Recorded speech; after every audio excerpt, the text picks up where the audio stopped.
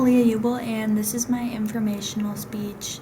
So, the book that I decided to read for my informational speech is The Spirit Catches You and You Fall Down by Anne Fadiman.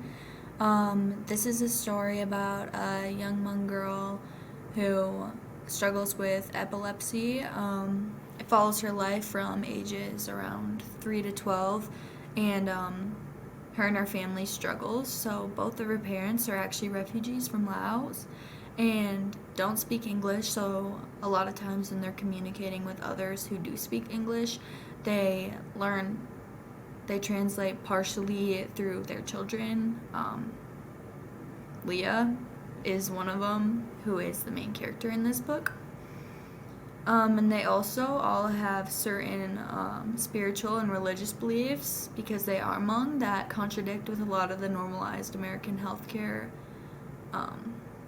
system, which causes a lot of challenges for her to get help for her medical condition, epilepsy, which is seizures. Leah's family continues to try and use their spiritual methods because the doctors weren't listening to their requests, because they don't like to use medicine and stuff like that. And then eventually Leah ended up having a prolonged seizure from not getting proper care, because the doctors wouldn't help her or give her any other sort of treatment. And she ended up suffering from a severe head injury because of it. Now, overall, I really like this book, and I really like how the author brought the story to life, and I really thought it was cool that it showed like a ton of different struggles that families face, and probably helped like a lot of people who also suffer with these things feel heard.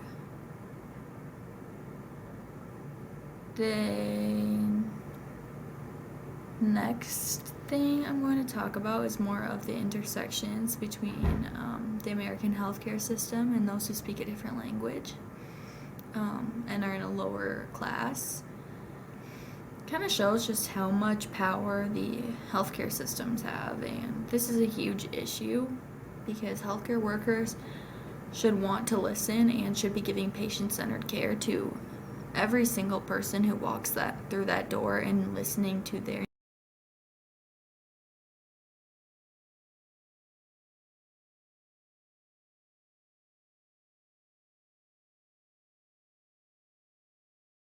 and something that will benefit them and go along with their lifestyle. It's also really important to communicate with the patient and not just talk at them.